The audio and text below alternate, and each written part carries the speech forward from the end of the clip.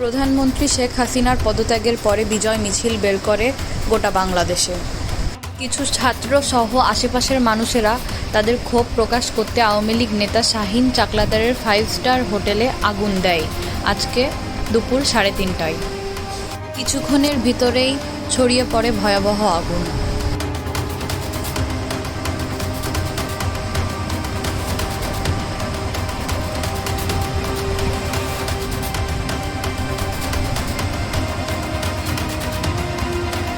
ভেতরে আটকে ছিল বাইরের অনেক ফরেনার সহ জাবিরের অনেক স্টাফ।